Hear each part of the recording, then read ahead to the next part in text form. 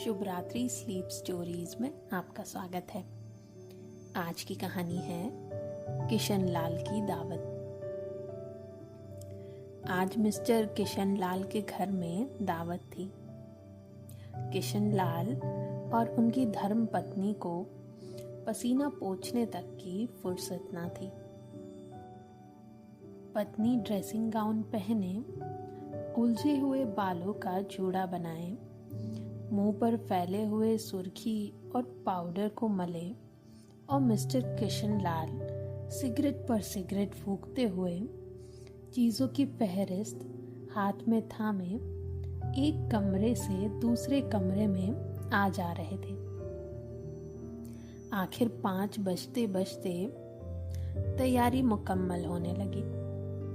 कुर्सियां, मेज, तिपाइयां, नैपकिन, फूल सब बरामदे में पहुंच गए।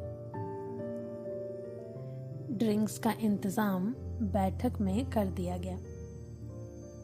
अब घर का फालतू सामान अलमारियों के पीछे और पलंगों के नीचे छिपाया जाने लगा। तभी किशन लाल के सामने सहसा एक अड़चन खड़ी हो गई। माँ का क्या होगा? इस बात की ओर ना उनका और ना उनकी कुशल गृहिणी का ध्यान गया था। मिस्टर किशन लाल श्रीमती की ओर घूमकर अंग्रेजी में बोले, माँ का क्या होगा? श्रीमती काम करते करते ठहर गई और थोड़ी देर सोचने के बाद बोली, इन्हें पिछवाड़े इनकी सहेली के घर भेज देते हैं।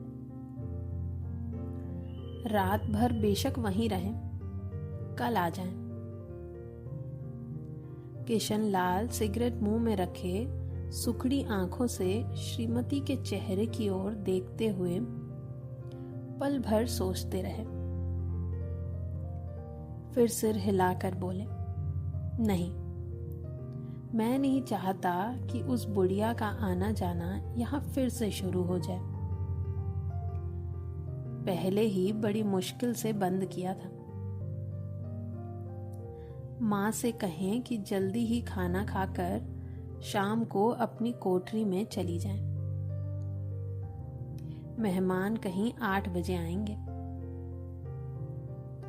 इससे पहले ही अपने काम से निपट ले।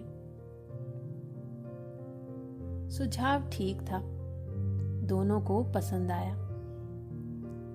मगर फिर सहसा श्रीमती बोल उठी, लेकिन जो वो सो गई और नींद में खर्राटे लेने लगी तो साथ ही तो बरामदा है, वहां लोग खाना खाएंगे। उन्हें कह देंगे कि अंदर से दरवाजा बंद कर ले, मैं बाहर से ताला लगा दूंगा। फिर माँ को कह देता हूं कि अंदर जाकर सोए नहीं, बैठे रहे, और क्या। और जो सो गई तो अब डिनर का क्या मालूम कब तक चलेगा, 11-12 बजे तक। किशन लाल कुछ खींच उठे, हाथ छटकते हुए बोले, अच्छी भली ये भाई के पास जा रही थी, तुमने यूं ही अच्छा बनने के लिए बीच में टांग अड़ा दी। वाह, तुम माँ और बेटे की बातों में मैं क्यों बुरी बनूं? अरे तुम जानो और वो जाने। मिस्टर किशन लाल चुप रहे। ये मौका बहस करने का नहीं था, समस्या का हल ढूंढने का था। उन्होंने घूमकर माँ की कोठरी की ओर देखा। कोठरी का दरवाजा बरामदे में खुलता था। बरामदे की ओर से देखते हुए झट से बोले, मैंने सोच लिया, और उन्हीं कदमों से माँ की कोठरी के बाहर जा खड़े हुए। माँ दीवार के साथ एक चौकी पर बैठी दुपट्टे में मुंह सिर लपेटे माला जप रही थी। सुबह से तैयारी होती देखते हुए माँ का दिल भी धड़क रहा था। बेटे के दफ्तर का बड़ा साहब घर पर आ रहा है, सारा काम सुबीते से चल जाए। माँ, आज तुम खाना जल्दी खा लेना, मेहमान लोग 7:30 बजे आ जाएंगे। माँ ने धीरे से मुंह पर से दुपट्टा हटाया और बेटे को देखते हुए कहा, मुझे खाना नहीं खाना है बेटा। तुम तो जानते हो, मांस मछली बने उस दिन तो मैं कुछ नहीं खाती। अच्छा, जैसा भी हो अपने काम से जल्दी निपट लेना। अच्छा बेटा। माँ, हम लोग पहले बैठक में बैठेंगे, उतनी देर में तुम यहाँ बरामदे में बैठना। फिर जब हम यहाँ आ जाएंगे तो तुम पीछे के रास्ते बैठक में चली जाना। माँ अवाक बेटे का चेहरा देखने लगी, फिर धीरे से बोली, अच्छा बेटा। और हाँ माँ, आज जल्दी सोना मत, तुम्हारे खर्राटे की आवाज दूर तक जाती है।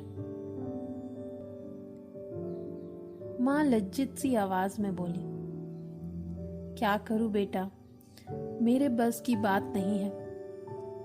जब से बीमारी से उठी हूं, नाक से सांस नहीं ले सकती।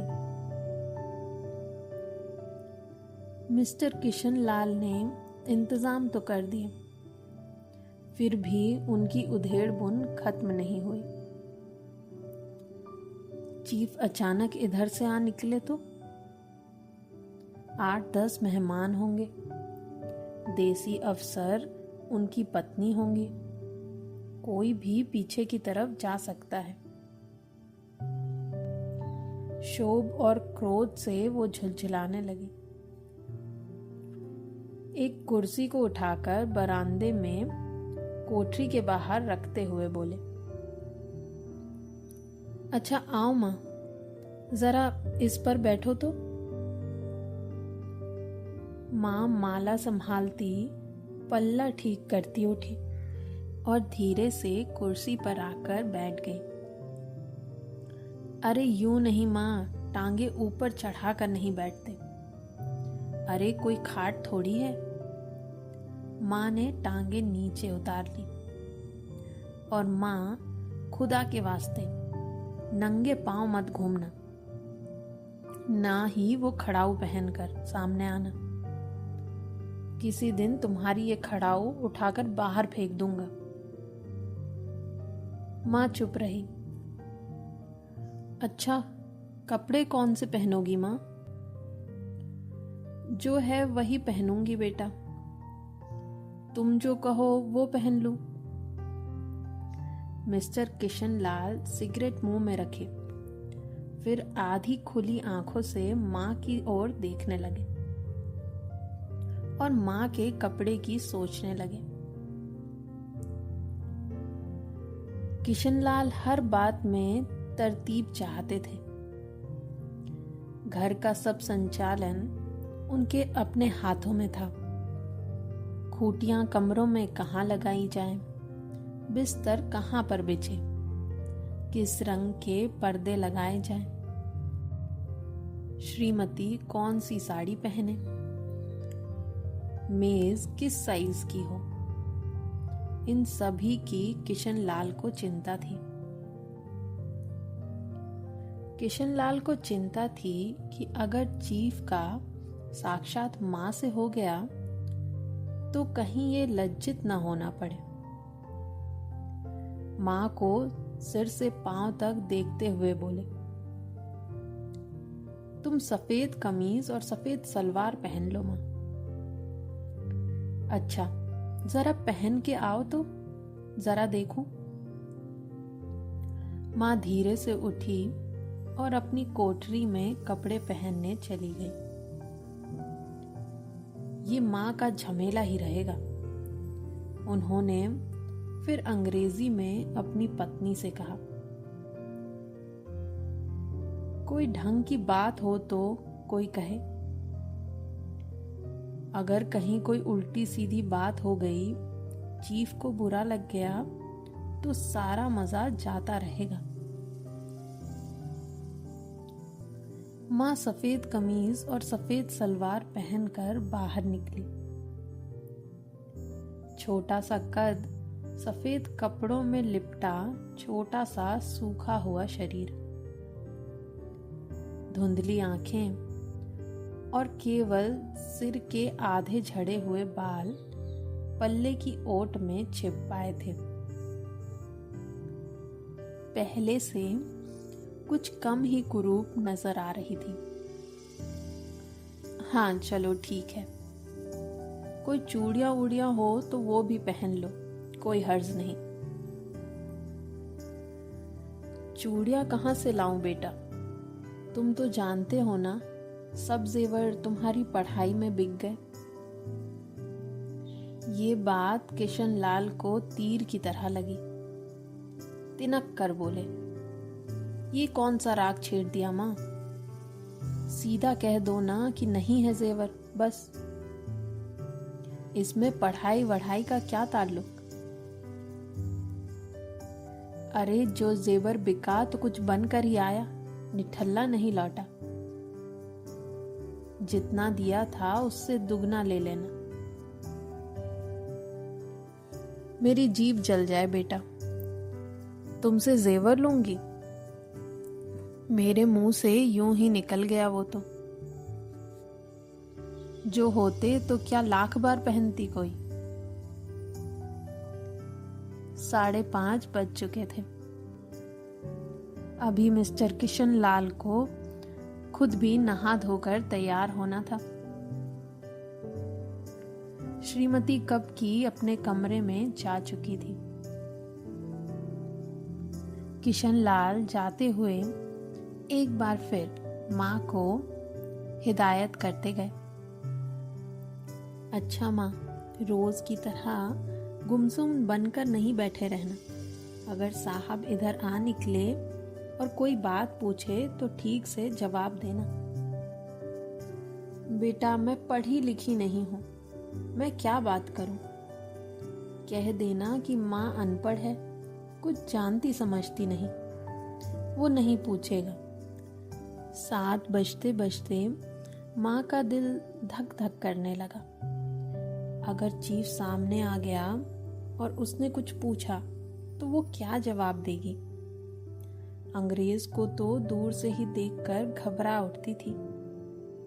ये तो अमरीकी है, ना मालूम क्या पूछे, मैं क्या कहूंगी। माँ का जी चाहा कि चुपचाप पिछवाड़े विधवा सहेली के घर चली जाए, मगर बेटे के हुक्म को कैसे टाल सकती थी। चुपचाप कुर्सी पर से टांगे लटकाए वहीं बैठी रही। एक कामयाब पार्टी वो है जिसमें खाना पीना कामयाबी से चल जाए। किशन लाल की पार्टी सफलता के शिखर चूमने लगी। वार्तालाप उसी रौ में बह रहा था जिस रौ में गिलास भरे जा रहे थे। कहीं कोई रुकावट नहीं थी, कोई अड़चन ना थी। साहब को बिस्किट खाना सब पसंद आया था। मेम साहब को पर्दे पसंद आए थे। सोफा कवर पर डिजाइन पसंद आया था। कमरे की सजावट पसंद आई थी। अब इससे बढ़कर क्या चाहिए। साहब तो चुटकुले और कहानियां कहने लगे थे। दफ्तर में जितना रौब रखते थे, यहाँ पर उतने ही दोस्त परवर हो रहे थे। और उनकी पत्नी काला गाउन पहने, गले में सफेद मोतियों का हार, सेंट और पाउडर की महक से कमरे में बैठी सभी देसी स्त्रियों की आराधना का केंद्र बनी हुई थी। बात बात पर सिर हिलाती और किशन लाल की पत्नी से तो ऐसे बातें कर रही थी जैसे उनकी पुरानी सहेली हो। और भैया इसी रौ में खाते पीते 10:30 बज गए।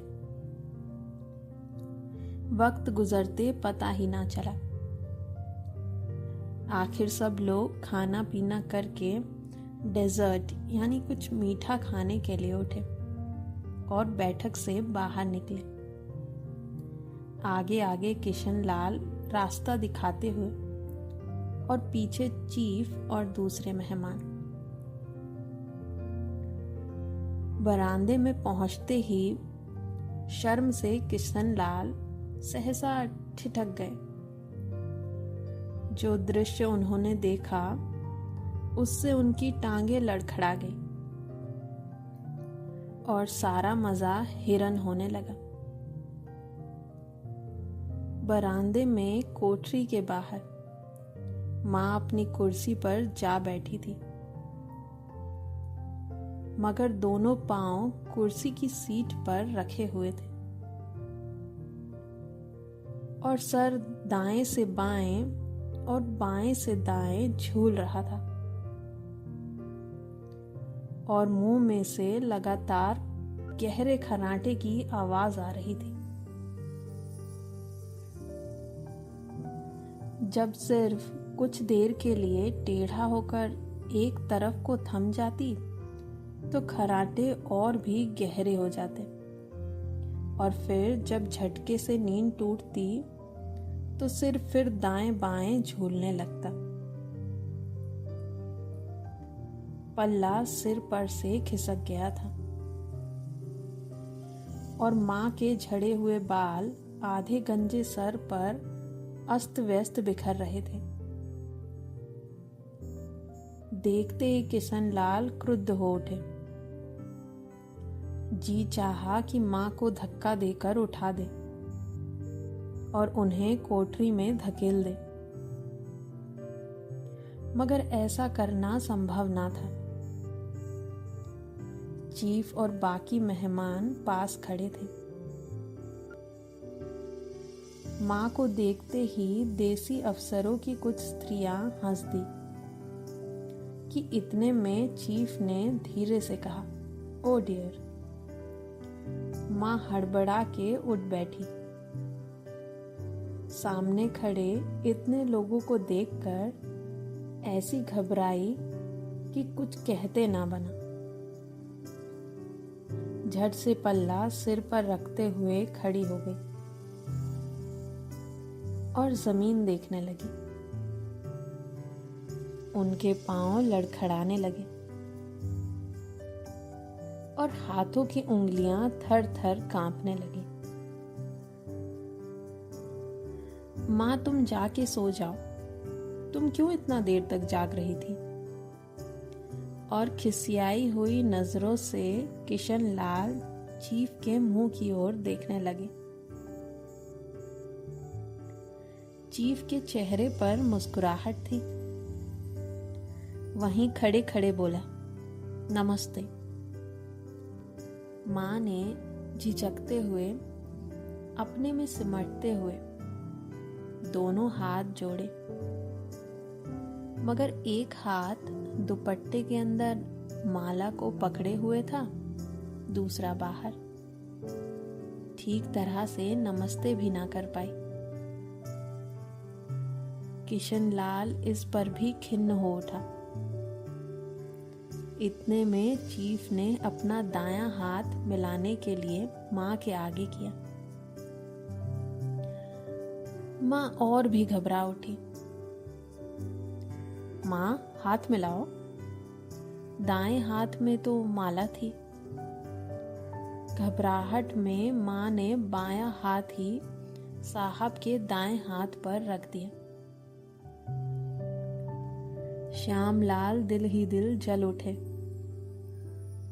तभी देसी अफसरों की स्त्रियां खिलखिलाकर हंस पड़ी। नहीं माँ, तुम तो जानती हो ना, हाथ दायां हाथ मिलाया जाता है। अरे दायां हाथ मिलाओ।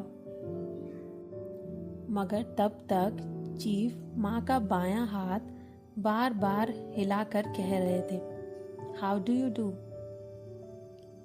कहो माँ कि मैं ठीक हूँ, खैरियत से हूँ। माँ कुछ हड़बड़ाई। माँ कहती है मैं ठीक हूँ।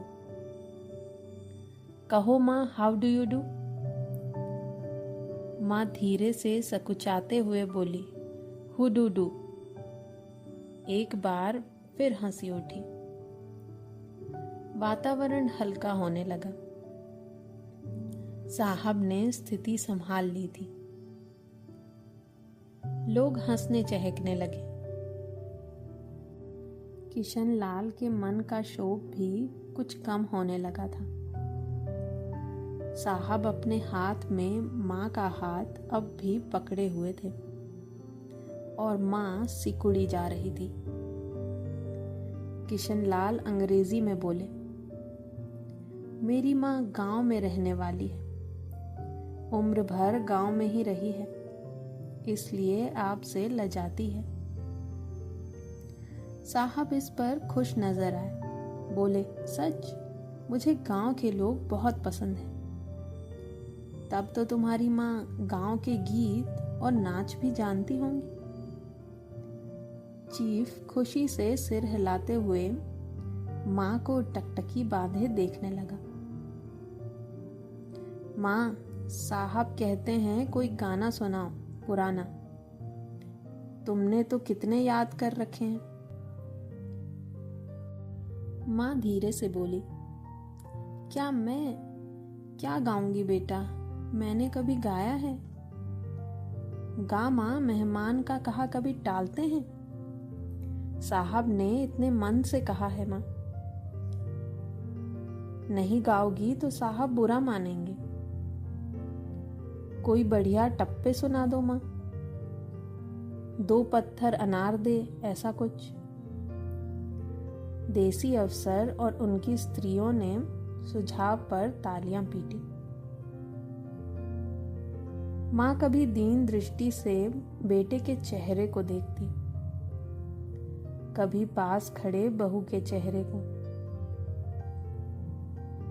इतने में बेटे ने गंभीर आदेश भरे लहजे से कहा, माँ, इसके बाद हाँ या ना का सवाल नहीं उठता। माँ बैठ गई और शरीर दुर्बल और लजाती हुई आवाज में एक पुराना विवाह का गीत गाने लगी। देसी स्त्रियां खिलखिला के हंस उठी। 3 पंक्तियां गा के माँ चुप हो गई। बरामदे में तालियां गूंज उठी। साहब तो तालियां पीटना बंद ही ना करते थे। किशन लाल की खींच प्रसन्नता और गर्व में बदल उठी थी। माँ ने पार्टी में नया रंग भर दिया।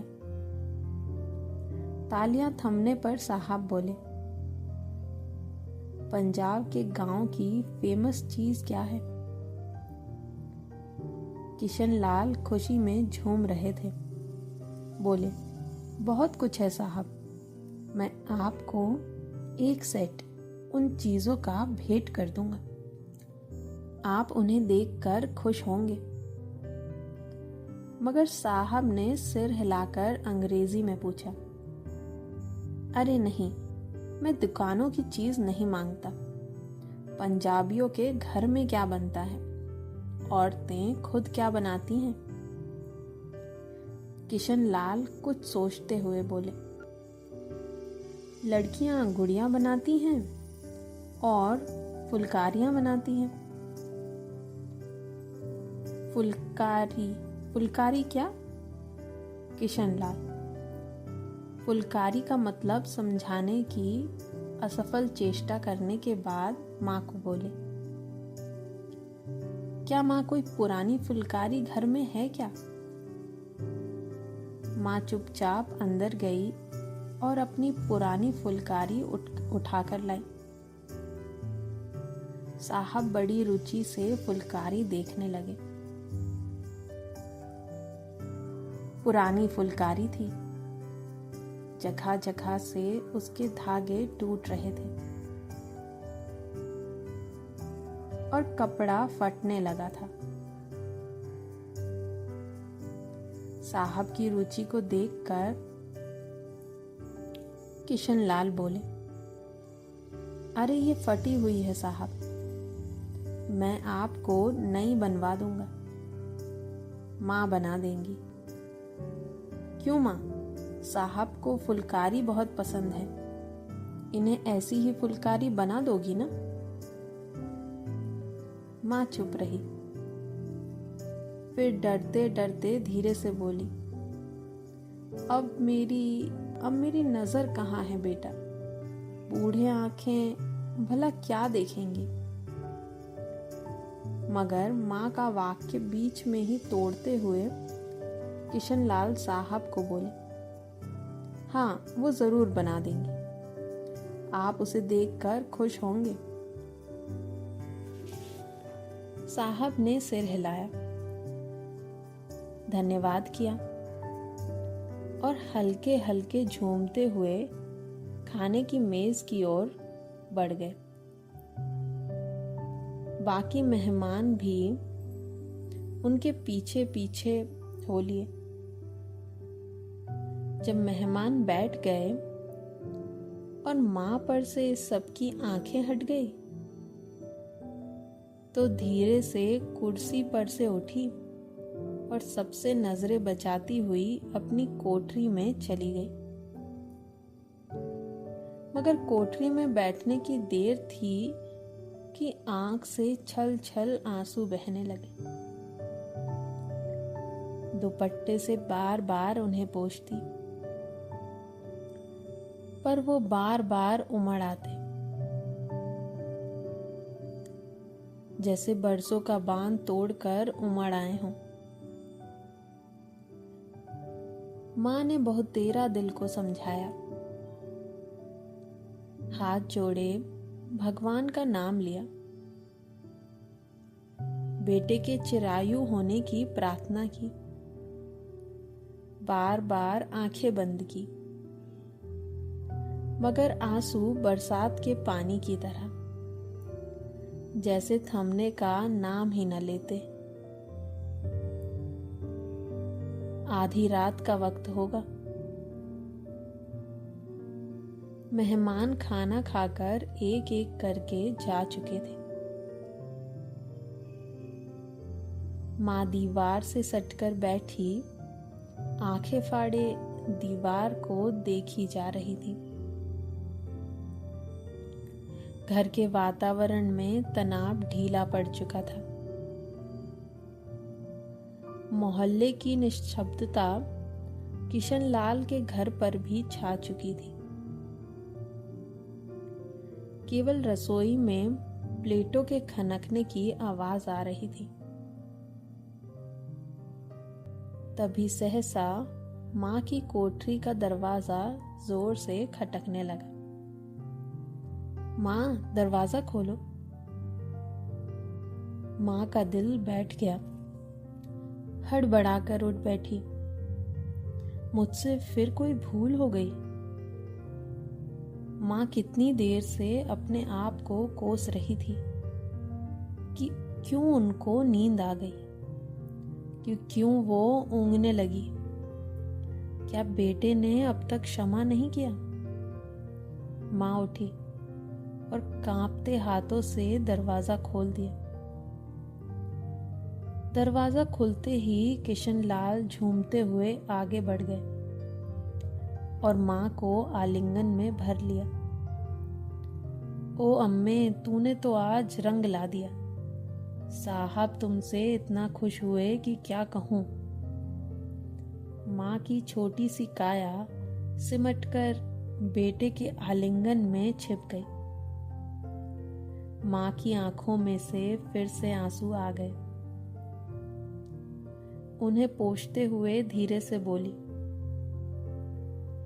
बेटा मुझे हरिद्वार भेज दो, मैं कब से कह रही। किशनलाल का झूमना सहसा बंद हो गया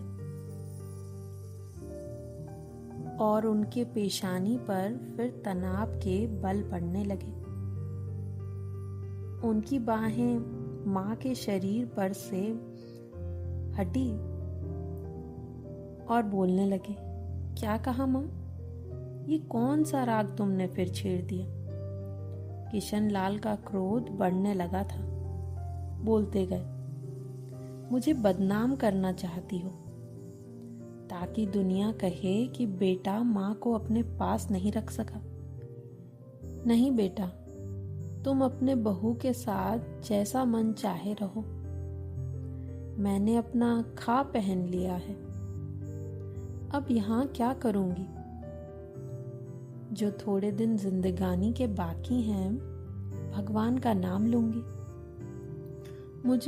मुझे हरिद्वार भेज दो। अरे माँ, तुम चली जाओगी तो फुलकारी कौन बनाएगा? साहब से तुम्हारे सामने ही फुलकारी देने का इकरार किया है। मेरी आंखें अब नहीं है बेटा जो फुलकारी बना सकूं, कहीं और से बनवा लो। माँ, मुझे धोखा देकर यूं चली जाओगी? अरे मेरा बनता काम बिगाड़ोगी। अरे जानती नहीं हो कि साहब खुश हो गए तो मुझे तरक्की मिलेगी। माँ चुप हो गई, फिर बेटे के मुंह की ओर देखते हुए बोली, क्या तेरी तरक्की होगी? क्या साहब तेरी तरक्की कर देगा? अरे क्या उसने कुछ कहा है? अरे कहा नहीं, मगर देखती नहीं कितना खुश गया। कहता था जब तेरी माँ फुलवारी बनाना शुरू करेंगी तो मैं देखने आऊंगा कि कैसे बनाती है। अरे जो साहब खुश हो गया तो मुझे इससे भी बड़ी नौकरी मिल सकती है। मैं बड़ा अफसर बन सकता हूँ। माँ के चेहरे का रंग बदलने लगा। धीरे धीरे उनका झुर्रियों भरा मुंह खिलने लगा। आंखों में हल्की हल्की चमक आने लगी। तो तेरी तरक्की होगी बेटा? अरे तरक्की यूं ही हो जाएगी। अरे साहब को खुश रखूंगा तो तरक्की होगी। उसकी खिदमत करने वाले बहुत हैं। तो मैं बना दूंगी बेटा, जैसा बन पड़ेगा बना दूंगी। और माँ दिल ही दिल में फिर बेटे के उज्जवल भविष्य की कामना करने लगी। किशन लाल अपनी माँ को धीरे धीरे गले लगाकर कहने लगा, माँ, तुमने तो मेरा जीवन ही बदल दिया। अब मैं जानता हूँ कि जो भी मैं कर रहा हूँ वो तुम्हारे आशीर्वाद और समर्थन से ही हो रहा है। माँ, जिनकी आंखों में अब आंसू थे, हल्की सी मुस्कान के साथ बेटे को देखती हैं। उन्होंने अपने हाथों से किशन लाल का चेहरा सहलाया और कहा, बेटा जो भी हो तुम्हारा भला हो। तुम्हारी तरक्की मेरे लिए सबसे बड़ी खुशी है। अब मुझे कोई चिंता नहीं है, तुम सही रास्ते पर हो। माँ की बातों में वह सौम्यता और संतोष था जो वर्षों की संघर्ष और त्याग से उपजा था। किशन लाल ने महसूस किया कि माँ की छोटी छोटी बातें, जैसे फुलकारी बनाना और उसकी खुशी, दरअसल परिवार और संबंधों की असली ताकत है। किशन लाल ने फिर माँ से कहा, माँ, अब तुम मेरी तरक्की की चिंता छोड़ दो। मैं तुम्हारी तरक्की की ओर ध्यान दूंगा। तुम यहाँ रहोगी मेरे पास। हम सब एक साथ रहेंगे जैसे पहले कभी न थे। माँ की आंखों में खुशी की लहर दौड़ी और वो हल्की सी मुस्काई। तुमसे कोई भी कम या ज्यादा नहीं है बेटा। हरिद्वार भेजने की बात तो मजाक में कह दी, लेकिन अब लगता है घर में ही सब कुछ है। किशन लाल ने हाथ में माला ली और माँ के साथ चुपचाप कुछ देर बैठ गए। घर का माहौल अब पहले से कहीं ज्यादा शांत और प्यार भरा लगने लगा था। माँ के दिल में अब कोई चिंता नहीं थी। विश्वास था कि उनका बेटा सही रास्ते पर है और उसने माँ के आशीर्वाद को असल मायनों में समझ लिया था। वे दोनों एक साथ बैठकर रात के सुकून में खो गए, जैसे परिवार की सबसे बड़ी जीत अब पूरी हो चुकी थी। ये कहानी आपको कैसी लगी हमें कमेंट में ज़रूर बताएं और साथ ही साथ बताएं कि आप आगे कौन सी कहानी सुनना चाहते हैं। ऐसी ही और भी कहानी सुनने के लिए सब्सक्राइब करें। मिलती हूँ आपसे अगली कहानी में। तब तक के लिए सुनते रहिए शुभ रात्रि की अन्य कहानियाँ।